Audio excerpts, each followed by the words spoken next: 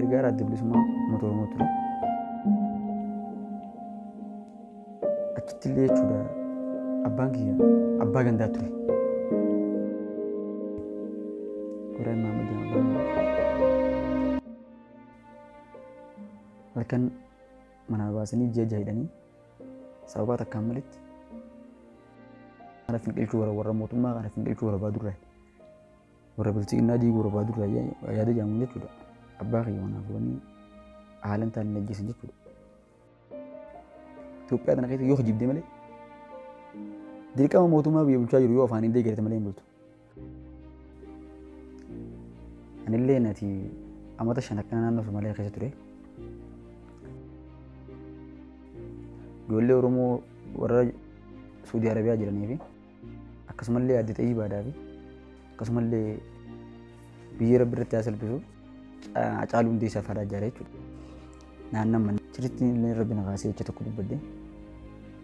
So dhiiroo mootummaa Oromoo irraa duutuu dhaabbattii bakka jechuun kanaan dubbadde waan birallee hin dubbanne. Yoomuu duutuu irraa dhaabbattii bakka waan hin dubbadde. Waraana raayyaa ittisa biyyaa namni 15 wallahi namni 15 nama bicha irra rasaasa deeffate.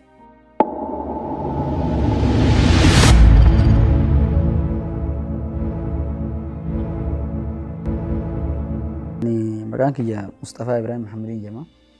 Kaniin daladhe godina Harargee bahaa aanaa baddannoo Raddaa Ganamiitiin daladhe.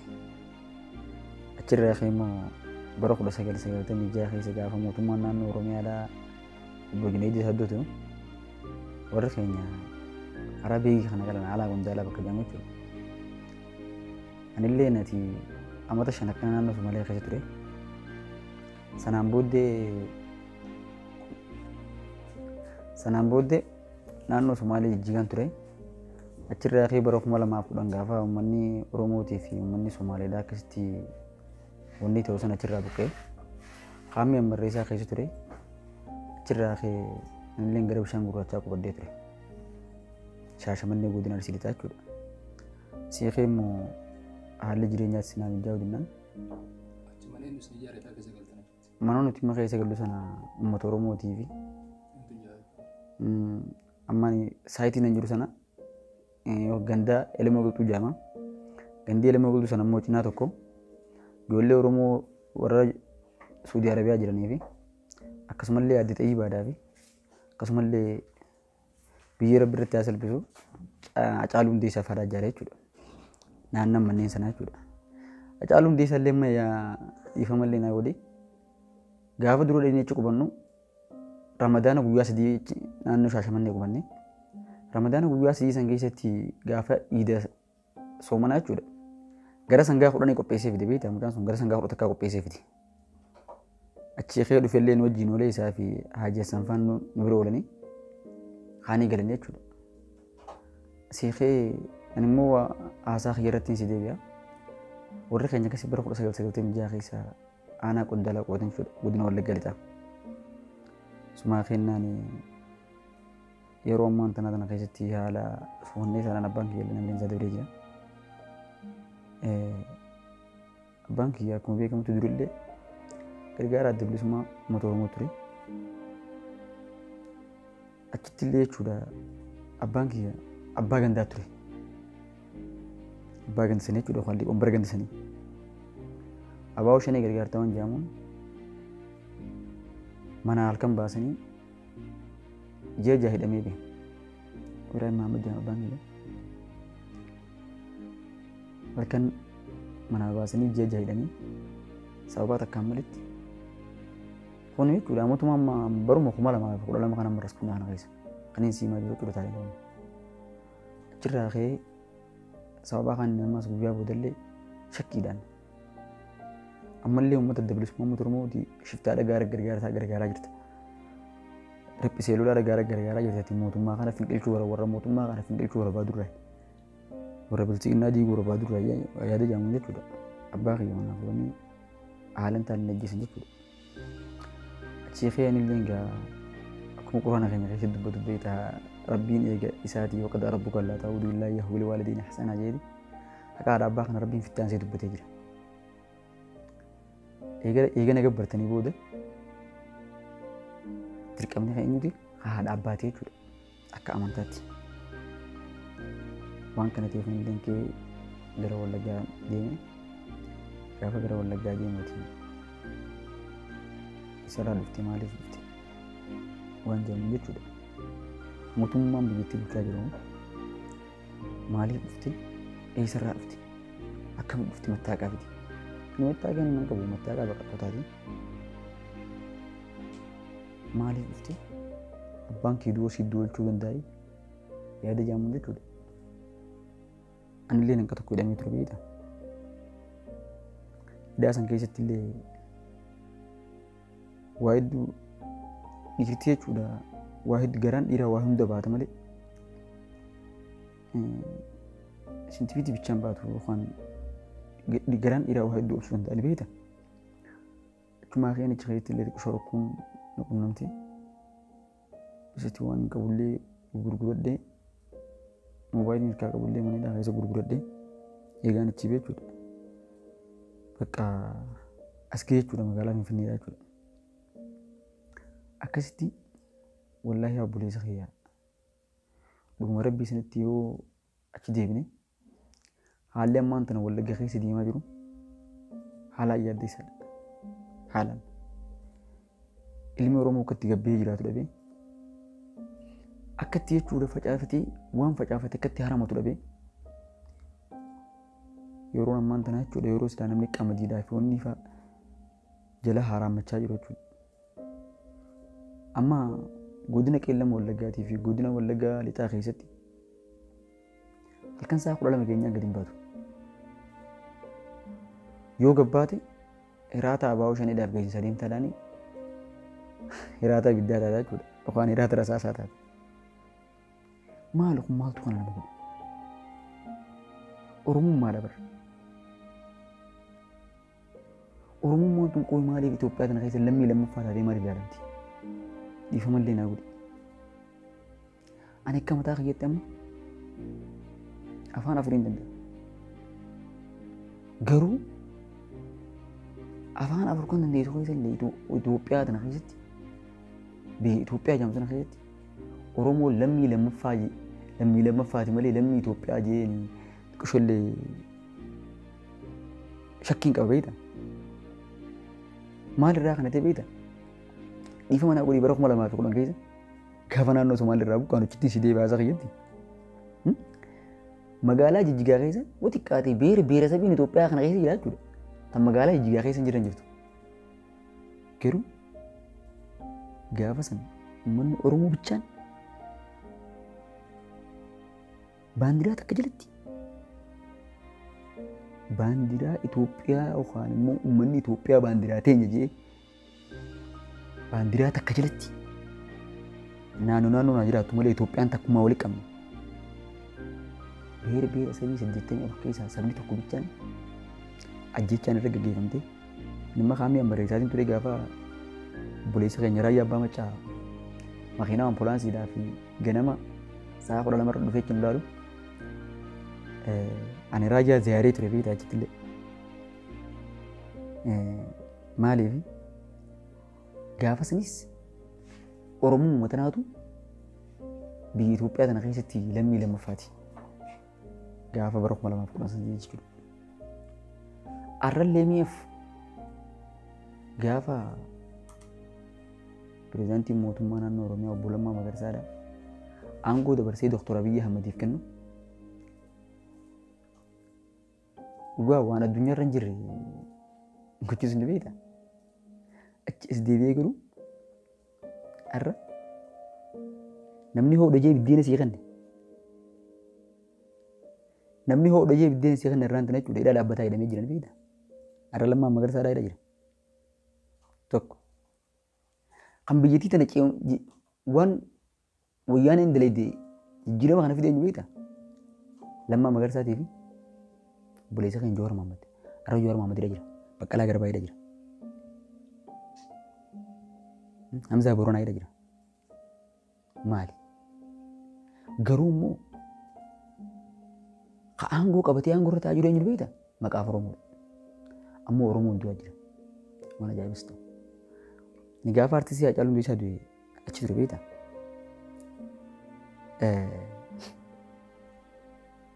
Waan gaafa san illee malee dhagaa isaan ture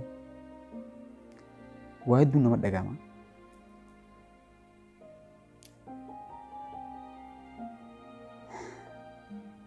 Dhiifama illee naa godheeti. Biyya Itoophiyaa kana keessa yoo hojjibdee malee dhugaan jiraachuu hin dandeessu beektaa.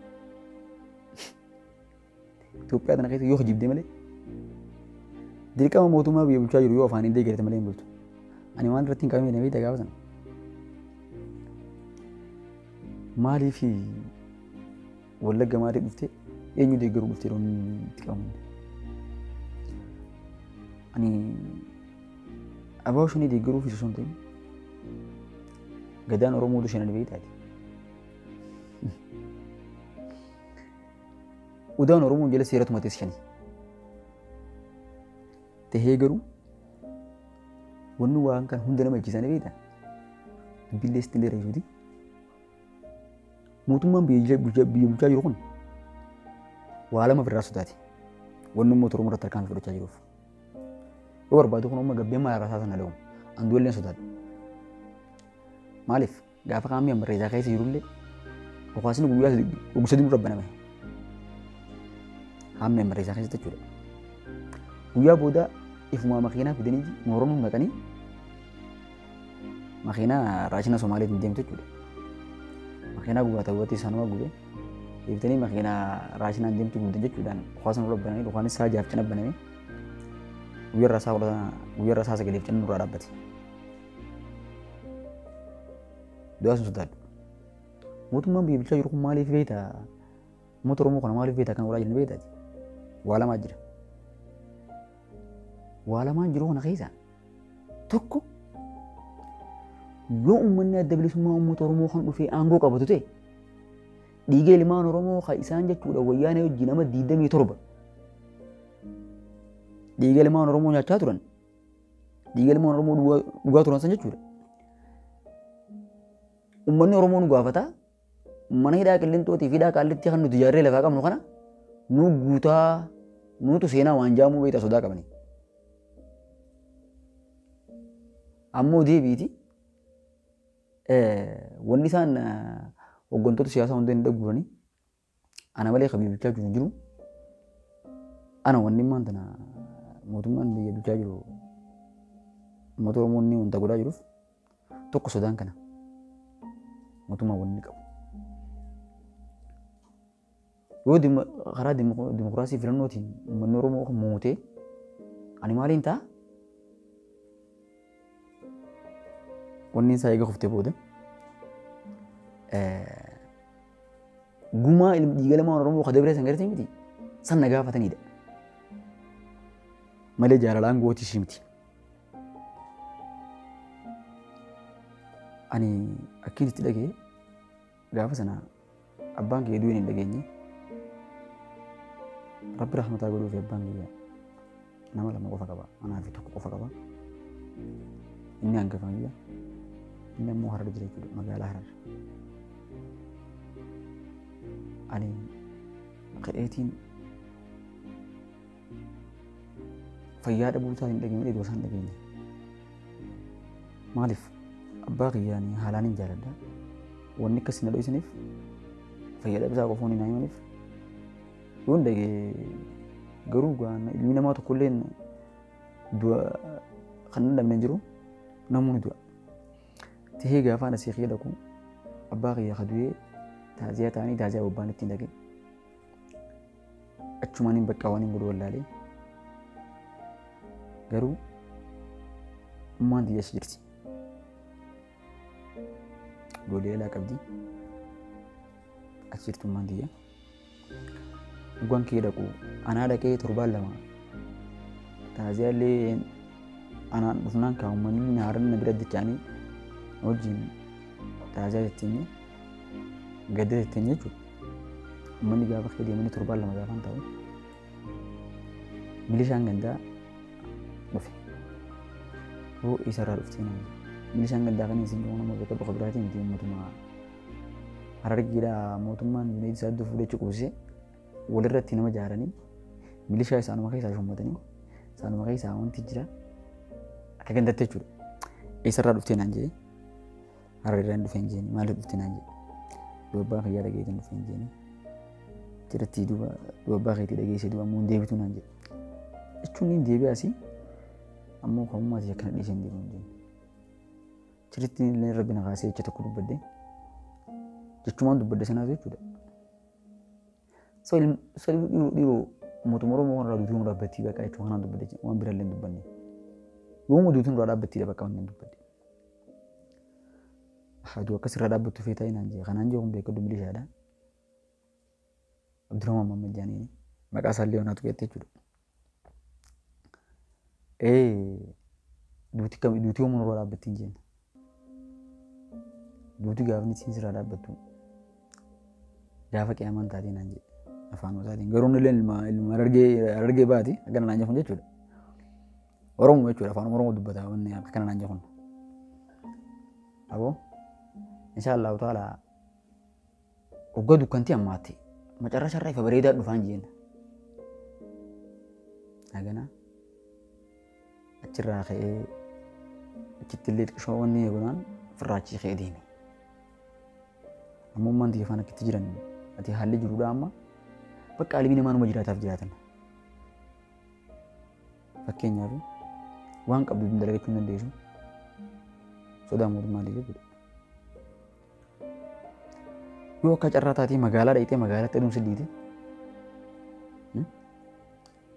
rakkoo biraa keessa galta.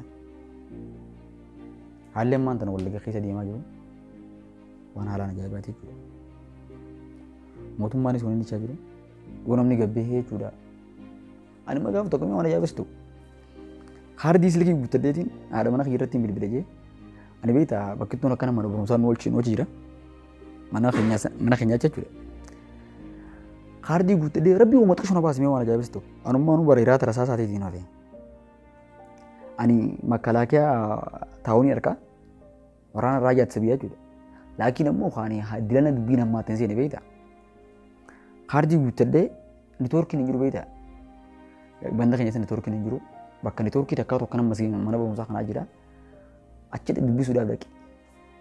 Waraana raayyaa ittisa biyyaa namni 15 wallaahi namni 15 nama bicharra rasaa sadeeffate. Osoo namni muka sanduuba rabbina kaasee jechuudha muka tokko kanatti jira muka sanduuba achi naanna'ee. Naadumatti jechuudha beekadha islaanumaa uumu. Gaaratti yookaan formishiina keenya asii fuudhee gaaratti warra gaaraatti geensaa deemu waan jaamu jechuudha beekadha. Amma ittiin dhiisee waggaan an silkii bilbilee raawwadhu naan seenaan jenna. Afaan Amaaraa kanatti kushoo 3-4 ni beeka ittiin dhagee ምንድነው ከየት ነው መጣው ናንጀል አይ ከሐረር ነው መጣው ታልኩት ሐረር ያን ድፍ እንጂ ማሊ ድፍትና እንጂ አከጨራቴ ሞ ባኸ የኔ ቢኸም ቤት ጅሩማን ሱነ ይኩ አየቹም በረባኸ ያደ ከቲንዶ ባኸ ያለ እንጂ እኛ ባንክ ነው ኢብራሂም አመድ እንጂ ከኑሪያ መዲና እንጂ እንጂ አከስቲ ረቢና ባሰቹ ደጋፈሰን አማው ዴላቹ አሲኺ አቺ Ana Qondaala san waan xiqqoo bulee itti gara baatii lamaan taa'e. Jechuun gizee wanni keessaan dhaqee gimbuutii keessa jechuudha. Haadha xiyyaafis waa gargaaree waa shinyee wayii qoqqotee fi anis bultiidhaan qaba ijoolleedhaan qaba firraa kee biraa deeme jechuudha. Gaafaan biraa deemu achirraa kee guddina Wallagga bahaa dhufe. Magaalaa Naqamtee jechuudha. Gaafa magaalaa Naqamtee dhufu qocarraatii halkanii dhufe. Maaliif dhufta? Eessarraa dhuftee waan jedhamuun poolisiin humna addaa Oromiyaatii fi poolisii idilee sanaa wajjin yaa'insa jira. Magaalaa keessa jechuudha. Kanaa siree barbaadachuu jiru. Qocarraatii shantanaan baaddee jira. Eessarraa dhuftee maaliif dhuftee waan jedhamuun na qabanii hidhanii jechuudha. Achitti hidhaa ture. Tideng gede dah ada biati gua sedih megang dah be. Aci saya kumati itu, dufi magala ini dah. Gaafa dufu polis khiyya hojii wal arke kisa khira bisi gaafa lo akkasitti Wallagga keessa polis khiyya waan kana jira jechuudha.